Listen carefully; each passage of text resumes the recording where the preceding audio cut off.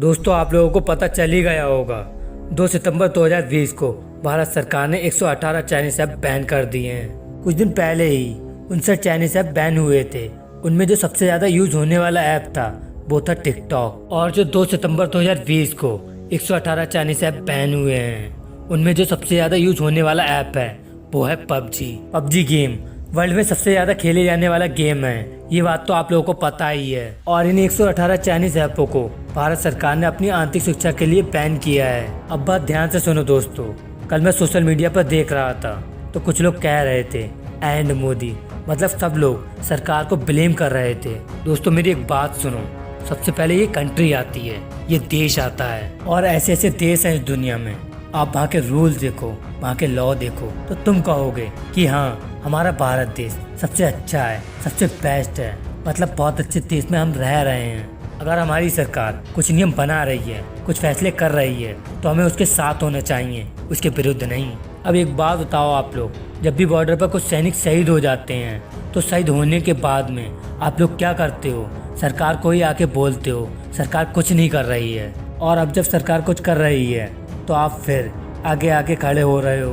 अब सरकार इसलिए ऐसा कर रही है, ये जितने भी ऐप्स होते हैं शायद ही कुछ लोगों को पता हो और शायद ही कुछ लोगों को नहीं पता होता है। तुम्हारा जो मोबाइल है ना, मोबाइल से बहुत कुछ हो सकता है। तुम्हारा जो डेटा है ना वो बहुत कीमती चीज़ है।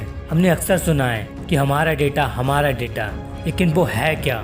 तो सच्चाई ये है कि हमारा डेटा जो होता है वो बहुत ज़्यादा ज़रूरी होता है। अभी कुछ दिनों पहले की ही बात है, चीन से कुछ मतभेद हो गए थे आपस में, जिनके चलते सरकार ने पहला कदम उठाया था। पहले टिकटॉक और उसके साथ ही आई थिंक 58 ऐप्स बैन किए थे। तो उस टाइम पबजी बैन होने की अफवाह फैली थी, लेकिन अब की बार सही में हो गया है। पबजी गेम बैन होने की खबर सुनकर कुछ लोगों की धड़कन थम सी गई है, लेकिन एक सेकंड सोच कर देखो, ये हमारे देश की भलाई के लिए है। गेम तो आते ही रहेंगे दोस्तों। इस मुद्दे पर एंड मोदी और सरकार को मत बोलो, क्योंकि सरकार तुम्हारी ही नहीं हमारे पूरे देश सबकी भलाई के बारे में सोचती है। हो सकता है कि आपके भी किसी घर में से कोई हो जो बॉर्डर पर तैनात हो, जो बॉर्डर पर रहते हो, तो उनकी भलाई के लिए और काफ़ी सारी चीज़ें हैं। मतलब आपको कैसे समझाऊं, मतलब पबजी गेम खेलने वालों में से ही ज़्यादातर बच्चे हैं, छोटे छोटे बच्चे हैं 12 से 15 साल तक के। आई थिंक उनको नॉलेज नहीं होती, उनको बस ये पता होता है